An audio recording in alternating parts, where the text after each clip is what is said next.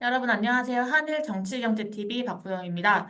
오늘은 거대한 음모의 저자이신 제이슨 호우님과 함께 저희가 이야기를 나눠보도록 하겠습니다. 제이슨さん、どうぞお願いします。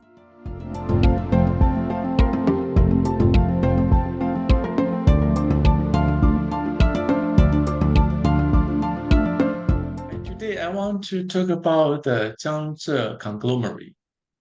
Jiangze, it means two provinces inside China, Jiangsu and Jiang. Jiangze conglomerate, it means very rich and powerful people coming from those two places. And they have become one family. And through marriages, through all the business and corporations, they're becoming one large family.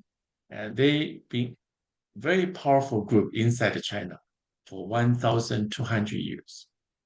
My learning from them most coming from my father. My father, and he was a general when he was alive. He was general and inside the Chinese nationalist army, and she joined some very famous university, Huangpu, and the military school. And he was the seventh grade, which is very very early. And my father's teacher was Zhou Enlai. And interestingly, and Zhou Enlai was the nationalist before he joined the communist. And later on, Zhou Enlai, even he is the Chinese communist, one of the prominent founder. But he still maintained and his position in Chinese nationalist, also his position, very high level position in Chinese communist. That's how China does things. And you can have many labels and one person. And like in Korea, if you are democratic people or you are conservative, impossible, you can be both. But for Chinese, it doesn't matter. You can be conservative, you can be and democratic. You can be left wing or can be right at the same time. And that's how crazy it is. It was in China. So the top members of Chinese communist and top members of Chinese nationalists, they are same people. Yes. And the famous people we learned is Deng Xiaoping, there's a Zhou Enlai, they are very famous people. So I learned from my father a lot about the Green Game or Qingbang. And definitely, as I mentioned, they coming from the Jiangzhou province, two provinces, Jiangsu and Zhejiang, and becoming Jiangzhou conglomerate. And Green Game is how Chinese people calling them. And the reason Chinese calling them Green Game, but I have to say that Green Game themselves, they don't agree with this name. Jiangzhou conglomerate, they strongly deny this name, Green Game, because it looks like and make them sounds like a very, very low level society. They are much powerful. They are much powerful than mafia yakuza. But the people calling them Green Game because the original from those people is coming from doing two type business. One salt. Salt was very precious goods back to 1,200 years ago. Another is human trafficking. So talk about human trafficking in the world today, and probably Green Game people, they are much more, and they are experts than anyone else. They are much more knowledgeable and understand how to do the human trafficking. So that reason, they doing those two business becoming so profitable, salt and human trafficking. And back to the 200, 300 years ago when opium becoming overwhelmingly and issue in China. And that time, Green Gang involved in drug and also still human trafficking. But it doesn't mean they only do mafia's work. They are also very strong politically. They are also very strong economically. Also, they are very strong in society. So Green Gang has been a trouble for Chinese for so many, many years. Now you know why. And Jiangze conglomerate, they don't like people call them Green Gang because make them look like no class. Yes, they are not no class because they are very powerful. They control politics, they control economy, they control society, and whatever I say, everyone has to listen. And calling them Green Gang definitely is looking down on them, but fundamentally, they also run the drug and human trafficking business. So Green Gang is the main reason Chinese communists took China so rapidly back to the day of 1949. Within 2-3 years, Chinese communists, without major weapons, without major financial support, they took China so easily. That's because Chinese people, they hated Green Gang very, very much. So Green Gang went back to Taiwan and with Chiang Kai-shek. But the Chiang Kai-shek with Green Gang and Chiang Kai-shek also not very much trust Green Gang. So their relationship is, and they are friends, they are allies, but also they have some conflicts. So many people say Chiang Kai-shek also is a Green Gang member because he's associated with the Green Gang. He gains power from Green Gang. So definitely we can look that way. So Green Gang is very fuzzy organization. There's no clear boundary. There's no and any ceremony you join the Green Gang, you become Green Gang member. The ceremony for you, no, nothing like that. Just a group of people, so powerful people, a group of elite in China, and they run their power for 1,200 years. They are so sophisticated on their and management skill, operation skill. They know how to manipulate people, manipulate society. They know how to control their power. So there's no clear ceremony you join the Green Gang. Just how she's calling them, those people. So the President Roosevelt, he said, every one of Green Gang member, then he doesn't use Green Gang, he uses Chiang Kai-shek group. Everyone inside the Green Gang member, they are thieves. They are stealing U.S. money. The money helped China to fight against Japanese. So it is how it is. So Green Gang is a society, or this is a organization which extremely powerful, extremely sophisticated, also extremely difficult to deal with. So I really want Korean to understand the Green Gang and the organization.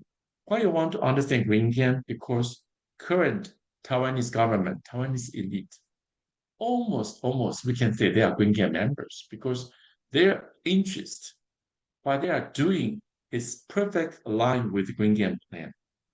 Also, I can tell Korean, your enemy, the number one enemy, not necessarily is North Korea, but also Green Gang is really in progress. They are doing things, try to take South Korea away.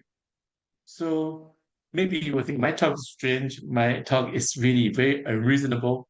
And because you cannot learn those facts from mainstream media, you cannot find out the truth from internet. You know that internet, mainstream media, those information are heavily manipulated. So truth not easy to come out. But through this channel, through these programs, I will try to explain every details of Green Gang, every practice, those evil things Green Gang is doing, including myself. I'm victim of Green Gang. So I learned about Green Gang in hard way. How did I learn Green Gang from hard way? I've been kidnapped twice by Green Gang. Green Gang tried to kill me many times.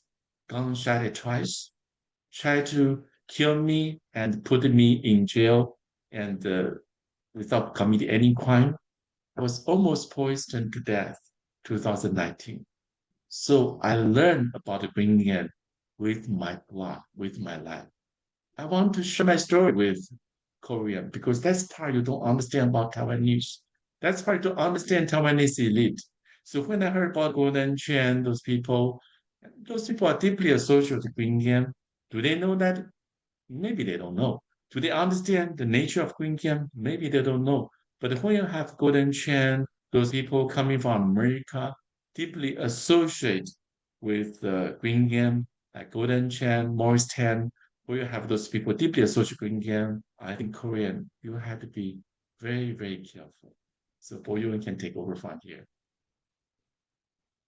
네, 저희가 한 번도 이런 저장재벌이라던가 저장재벌의 원래의 본 모습이었던 그린갱, 청방이라는 그런 조직에 대해서 사실상 한국에서는 아마 한 번도 다루어진 적이 없을 겁니다. 그리고 만약에 다루어졌다라고 하더라도 청방 같은 그런 존재는 이미 역사 속으로 사라진 비밀 결사대라던가 뭐 지하 조직이다라는 식으로 저희가 아마 역사책이라던가 그런 역사를 다룬 여러 가지 서적을 통해서 굉장히 표면적으로 아마 다뤄졌을 것 같습니다.